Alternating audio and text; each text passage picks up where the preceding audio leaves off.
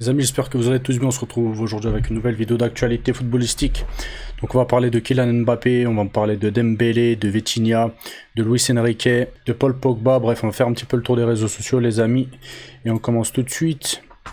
Attendez, je vous mets ça. Avec le ballon d'or. Luis Enrique fait un choix entre Vitinha et Ousmane Dembélé. Attendez, je vous mets ça les gars, bougez pas. Donc voilà, ballon d'or 2025. Luis Enrique fait son choix entre Vitinha et Ousmane Dembélé. Jeudi, Luis Enrique a tenu le micro. Le coach s'est ouvert sur l'état de son groupe, la menace brésilienne et surtout le duel très commenté entre Vitinha et Ousmane Dembélé pour le ballon d'or 2025. Donc il a très clairement exprimé sa préférence pour Ousmane Dembélé. Il a aussi souligné la qualité collective de son équipe. Et il pourrait y avoir d'autres joueurs qui méritent cette distinction comme Vitinha et Hakimi par exemple. Donc voilà, pour lui c'est Dembélé. On continue les amis avec Paul Pogba. Pourquoi Manchester United n'est plus une option pour Paul Pogba? Pour rappel, donc Paul Pogba, après sa suspension de 18 mois pour dopage, rêve d'un retour au plus haut niveau. Cependant, son retour à Manchester United, où il a connu des hauts et des bas, est vivement déconseillé par Emmanuel Petit. Selon lui, l'environnement actuel à Manchester ne serait pas propice à sa reconstruction.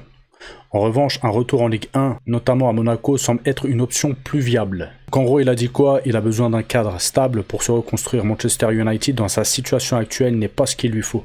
Le constat est clair. Un club en crise n'a pas les épaules pour accueillir un joueur en quête de reconnaissance. Je sais pas ce que vous en pensez, les gars. Bon, moi, je trouve qu'il a raison. 18 mois, les amis, ça fait quand même beaucoup. On ne sait pas ce qu'il va donner et il a raison. Voilà, après je pense qu'il y en a, ça va pas leur plaire, mais bon, qu'est-ce que vous voulez que je vous dise? On continue les amis avec Kylian Mbappé, la très grosse frayeur pour Mbappé. Bon, pour ceux qui ne le savent pas, Kylian Mbappé est forfait pour le premier match du Real de Madrid contre Al Hilal en raison d'une gastroentérite aiguë. Contracté en début de semaine, il a été hospitalisé et reste sous surveillance médicale. Je sais pas si vous imaginez la dinguerie. C'est que ça doit être une gastro, elle est ouf. Il doit dézinguer les toilettes. Parce que bon, hormis les bébés ou les très très vieilles personnes, c'est la première fois, je crois, que je vois un jeune en bonne santé, surtout sportif de haut niveau, etc., être hospitalisé pour une gastro. Voilà. Après, je sais qu'il peut y avoir des complications, des hydratations, etc., mais bon, normalement, quand tu es en bonne santé, quand tu es jeune, voilà, c'est vraiment encore une fois très dangereux pour les vieux ou pour les très très jeunes, les nouveau-nés, etc. Donc, il est dit qu'il a été hospitalisé et qu'il reste sous surveillance médicale, ça je vous l'ai dit. Sa condition physique est préoccupante car il a du mal à s'alimenter et a été affaibli par la chaleur de Miami. Le Real de Madrid reste prudent et sa participation au prochain match contre Pachuca est incertaine en attendant les résultats de ces nouveaux examens. Continue les amis avec Cristiano Ronaldo. Il y en a qui se posent la question, est-ce qu'il est trop vieux pour le mondial en 2026? La vie tranchée de Puyol. Il a exprimé son optimisme concernant Cristiano Ronaldo à faire du très très bon jeu lors du mondial 2026. Donc lui, il est optimiste. Voilà, malgré son âge, etc., il pense pas que ce sera un frein à l'équipe si Ronaldo joue, quoi. Il poursuit en expliquant que Ronaldo, malgré son âge, reste en excellente forme physique et continue de marquer régulièrement, notamment en Arabie Saoudite. Il estime que le Portugal, avec une équipe compétitive, pourra encore remporter la Coupe du Monde. Puyol évoque aussi un possible dernier duel entre Ronaldo et Messi, soulignant l'importance de ce mondial pour le Portugais qui n'a jamais remporté ce trophée.